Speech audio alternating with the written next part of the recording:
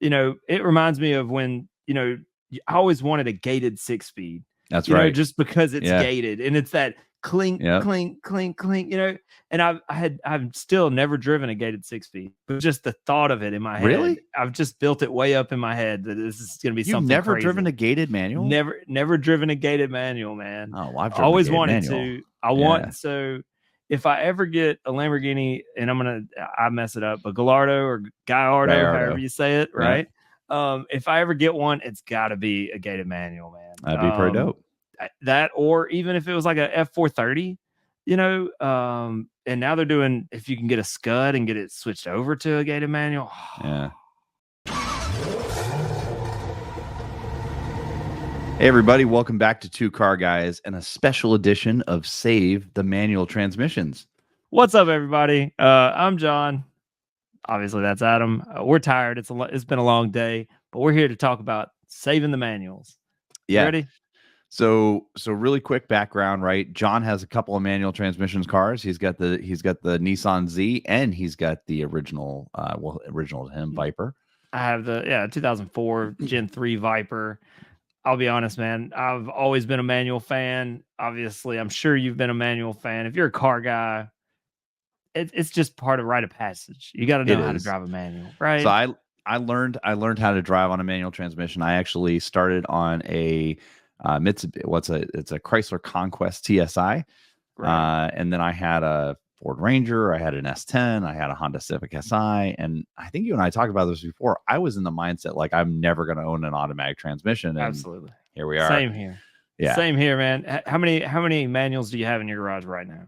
I mean, technically they're all manual. Flappy paddle doesn't really count, right? So they're all. I mean, automated manual. Maybe. No, they're all automatic. Yeah. I need a real manual transmission. I need that third pedal. Not granny shifting, double clutching like you should, right? That's right.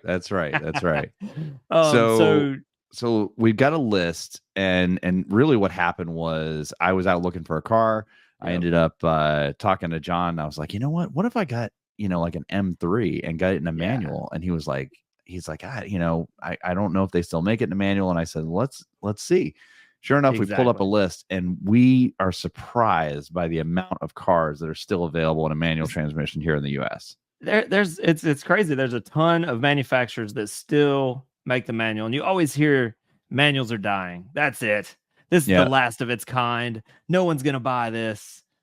Well, I guess this list proves us wrong. So let's get into it. So first one on the list, Acura Integra. Right. Yes. Now I haven't been in the Acura game for a minute. When I was in high school, JDM boy. That's right. When I was in high school, yeah, man, the Acura Integra Type R was like the car to have. I wanted a white one so bad. Right. So I didn't realize that they were still making the Integra, and I was even more surprised there wasn't a manual.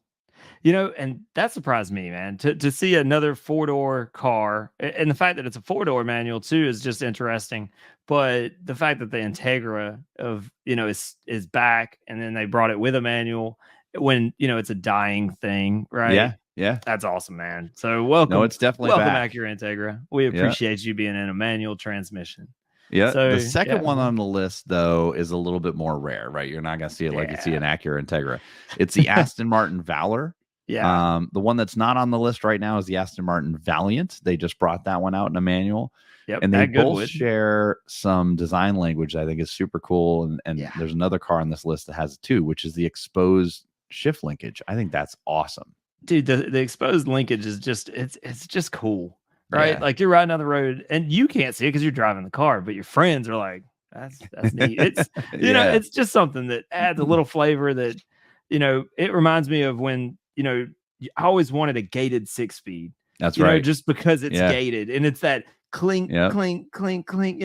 And I've still never driven a gated 6-speed, but just the thought of it in my head. Really? I've just built it way up in my head that this is going to be something. You've never crazy. driven a gated manual? Never driven a gated manual, man. Oh, well, I've always wanted to. So if I ever get a Lamborghini, and I mess it up, but Gallardo or Gallardo, however you say it, right? If I ever get one, it's got to be a gated manual, man. That'd be pretty dope. That, or even if it was like a F430, And now they're doing, if you can get a Scud and get it switched over to a gated manual. Yeah. Yeah, that'd be pretty cool. But so yeah, the next manufacturer on our list, I think, and I could be wrong here, but I think they have the most manual transmission cars available. They've got the M2, the BMW M2, the BMW M3, the BMW M4, and the Z4 all come in a manual transmission. And then if you actually think about it, the Toyota Supra is the Z4 just rebodied, rebadged. Yeah. So really, they've probably that's probably the biggest manufacturer on the list is BMW. So good job, BMW, for bringing the manuals to the table, sir. We thank you. Yeah, for sure. It's just cool, it's probably one of my, I think that we talked about, it's probably one of my favorite cars right now is the M cars, right? And I know a guy who can tune them. So you might. So that would be kind of cool. Hi. Speaking of cool cars on this list, the Cadillacs. Dude. The Cadillac CT4V and CT5V Blackwing. Now, the CT4V is like 470 horsepower. The CT5V is over 600 horsepower. Dude, when we were going through this list, I was like, we got to call them the Cadillac twins. But then I started looking at the power difference, and nope, you got a big brother and a little brother. 100%. That CT5 Blackwing's bad, dude. Yeah, like, if you're gonna get a manual fast car, why not? Right. And hey, bring on the American muscle. It reminds me of the Hellcats back in the day when you could get those in a manual. Yeah, that's a lot of power behind a manual gearbox. And I can imagine the torque is just as well. So I bet it would be awesome. Cool. I've never driven a Blackwing. I would like to. If anybody on the channel has a Blackwing and wants to let us drive it, let me know. We would love to review your car. So if you have one and you want us to check it out and put it on this channel, let us know. We'll love to come check it out. Now, a dying breed of manual car is the Chevy Camaro. Rest in peace. Yeah, I think this is the last year for that car, which is kind of interesting because, we saw a bunch of outcry. We saw a bunch of people commenting on our Charger video. Right. So I don't know why you'd take that car off the market. But I'm a fan. The fact that you can still get one to manual, I'm a fan. Now I will tell you, I tried to get a manual Camaro back in 2011. Yeah. And the only way you can get it is to special order it. Like you can't just go to a dealership and get it. So it would be super cool, man. Do you remember the Camaro ZL1, the first one that came out? That was naturally aspirated, but it was a manual. Yeah. It was like 550 horsepower or something like that. It was mostly a track spec. It had like stickier tires and all this stuff. Dude, I've been very close to buying one of those a couple of times just because I love the way that thing looks. Yeah. And, I don't have a muscle car in the collection, but I just think, unless you consider the Viper a muscle car, I just think it's a super, super cool car, man. Yeah, I think it's a super cool car too. And actually, one of the people that we ride with, he has a ZL1 LE, which is a pretty cool car. Yeah, exactly. Yeah. And big muscle, anyways. Moving down the list. Yeah. Now, an interesting car that comes in a manual, but in a weird way, right? The Ford Mustang, you can get the V6 in a manual. You can get the GT350 in a manual. Yeah. But you couldn't get the GT500 in a manual transmission. The other thing I thought about too is, the manufacturers have gotten to where they're putting like a 7th gear. Yeah. It used to be like 5-speed was like as far as you go. Then 6-speed was as far as you go. And then Corvette back in the day had the 7-speed transmission. Yeah. And now the Mustang, their automatics, is it a 10-speed in the Mustang as well? I know the 10 speed's in the truck. I don't know if the 10 speed's in the Mustang, but it might be. Yeah, but it's at what point do we get to where we're talking about, bicycle gearing, right? Like I've got a 15-speed transmission, sir. Right. Cool. The Mustang, honestly, is huge following. The Dark Horse, I actually got to see one in person not too long ago. I was kind of caught back, man. It's a good looking car. The tech on it's pretty awesome. Very comparable to Mustang, the way their dash is, or not Mustang, I'm sorry. Very comparable to BMW, the way their dash is set up. Yep. But hey, to keep the manual, we appreciate you, Ford. Keep doing that. Yeah, and I got to see Shmi's Dark Horse at SEMA last year. I love the car. I think it's a really cool car. It's cool, man. But let's shift from American Muscle, right, to JDM. Yeah. Right. So what's interesting is there's a handful of cars on this list, right? You've got the Honda Civic, Yep. the Hyundai Elantra, the Kia Forte, the Mazda Miata, the Mazda 3, the Nissan Z, yep, right? And the Toyota group, which you have the Toyota GR86, the Corolla, and the Supra, all available in manual. John, is this a return of it's JDM? back? You know, when we were at Caffeine and Octane, there was actually a stand that was like JDM stickers was the name of it. Yeah.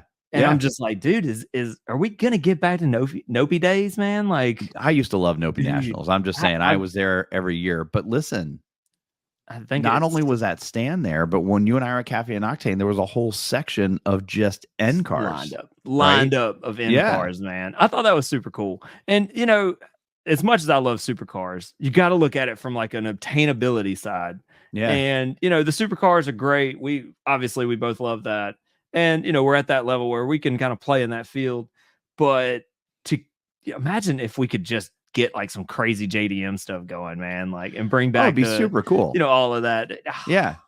It'd be fun. It would be fun. So that's why the 370Z staying in the garage. Yeah. No, I'm a big fan of that, to be honest with you. Big fan. Now I will say, you know, you've got all those JDM cars. I think those are super cool, right? Yep. But we were talking about attainability, right? Yeah. From an attainability standpoint, there's an attainable supercar on this list. Yep. Right? Under 100 grand. Yeah, the successor Under to the Lotus Evora GT. Yeah. The Lotus Emira. Oh, the Emira's cool, man. Dude, I've got to get out and drive one. Obviously, I haven't done that yet. Like you said, you were talking about being able to see the shift linkage, and they did this in the Emira, you know, and for them to keep the manual and then bring it to the US only in a manual. Yeah, so that's the crazy thing. So it's only available in a manual. It's in the, you know, most bulletproof engine known to man, really, right? It's the Camry supercharged motor. Right. You've got great horsepower, great response that comes out of that car. It supercharger whine behind you. Yeah. You know, it sounds good, right? All the feels. And I'll tell you, that car, it definitely feels refined on the inside. You got Apple CarPlay, you got Android Auto, you've got you know, just a really refined interior. And for right at 100 grand, I mean, it's a great car. You're stepping into a British, you know, a built supercar. You know, that was the one thing that always set me off about the Alfa Romeo 4C was that they never made it in a manual. And I'm like, that's the one car that should have been a manual. It blew my mind back then. It's one of my favorite cars to drive. I look ridiculous in it. I understand, right? Because 6'3" going in that car is hilarious. Like you and I would be shoulder to shoulder in that car. But absolutely, what a fun car to drive. Right? I mean, just an absolute blast. It really is a go-kart. If they'd have just done a manual though, would have made it. I'm actually surprised they didn't. And actually the manual is kind of hard to deal with. The manual paddle is kind of hard to deal with in that car. Yeah, I haven't. I have not driven the 4C. I haven't driven the 4C. I haven't driven the Emira. I've driven Blast. Yeah. Oh yeah. I can tell. I can definitely tell. Yeah. The Vora GT. I did drive it in an automatic, and even in an automatic, like the rev match downshifts were nice and stuff. Yeah. I mean, it was cool. It's a good car. And you know, if you look, they've held their value really, really, really well, especially for a Lotus. They've held their value really well. But another car that's like the 4C that is like a go-kart is the Mini Cooper. But you've had a terrible time with the Mini Cooper. Didn't you get a John Cooper Works? I didn't have a terrible time. I'll say this. I loved Nigel, my Mini Cooper. You know, it was a great car, man. For daily use, for daily spirited driving, around town, manual, fun, gives you all the little burbles on downshifts and all that stuff. Now this was dyno tuned and all this stuff, so it was hooked up pretty good. And I had R888s on it, so like the loudest tire on the world. So it's like whoa, you know, you got all these track feels, and I'm thinking, man, this is gonna be a perfect track car. I can't wait to get it on the track. First time I took it to the track, and it was let's just say less than exciting. I couldn't beat my lap time from my $4,000 BMWs. You know, I had a 328i on slicks, couldn't beat that lap time. I had a 335i on Ironman tires, like crap tires, and in a manual, and couldn't beat that lap time. And I was like, you know what? Oh man. And it was all because of the fact that Mini won't let you turn the traction control completely off. So even with our tune, even with everything we did, I could not turn it off. So I'd be mid-turn and the car would literally think it's sliding into a wreck, and would go into like a protect. And then by the time I straighten the wheel up, I'd get power again and it'd come back alive. And I was like, okay, now we're getting somewhere. And then it's like I go into the next turn and it's like halfway through the turn, the car rotate a little bit and it just kill all my power. And I'm like, I hate this thing. So I sold it a week later. Literally a week later.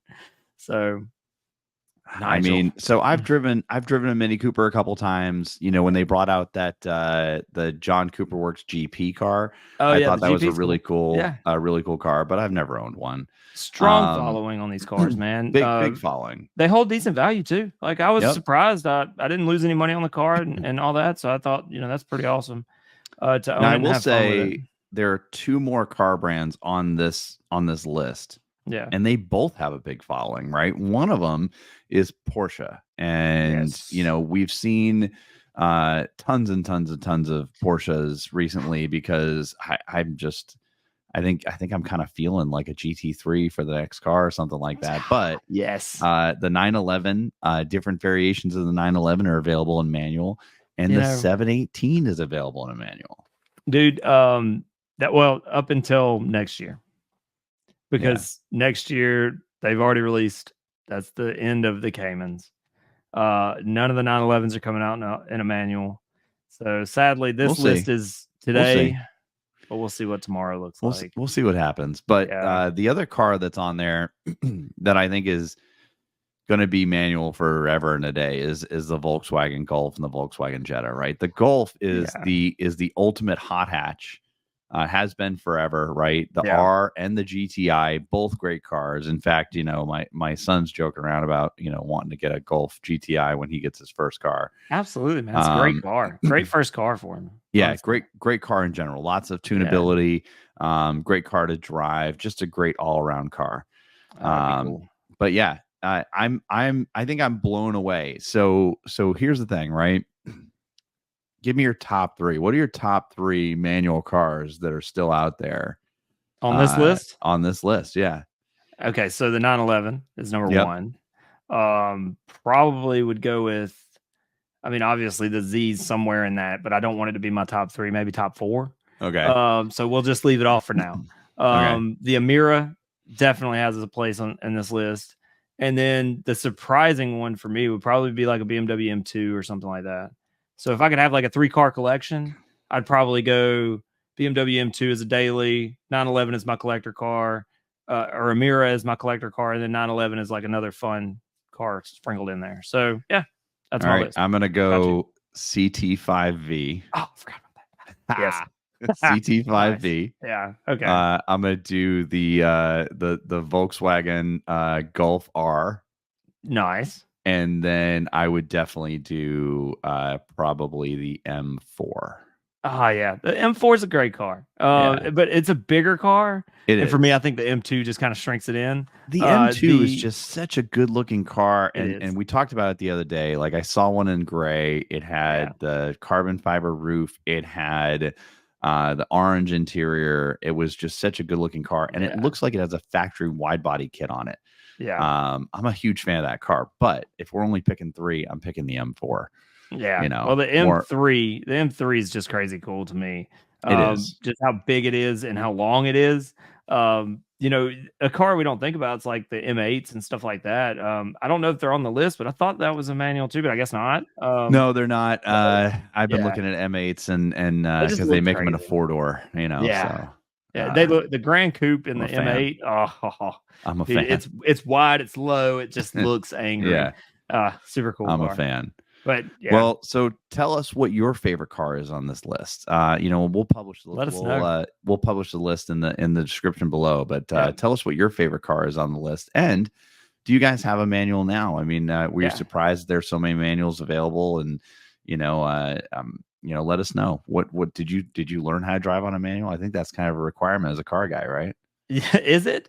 You know, I'll say yes. My first car was a S10 manual and no air conditioning and no power steering, man. So There you it go. was, 90-degree summers was hot. But I'll say, let us know. Yeah, what is your favorite car on this list? Or if we missed a car, tell us. I'd love to Yeah. hear about it. And we'd love talking about it on the channel. So yeah. What do you Yeah. think, Adam? Time to wrap it up. It is. So if All you've right. lasted this long, we appreciate it as always. Please like, share, subscribe. We appreciate everybody who has subscribed to the channel so far. We've got some big things coming up in the future. We definitely want to keep doing this and keep reporting on stuff that you guys like. So we'll talk to you guys again soon here. We'll see y'all later. Thank you for subbing and hitting that like button and coming and hanging out with us. We'll see y'all on the next one. Peace. Bye.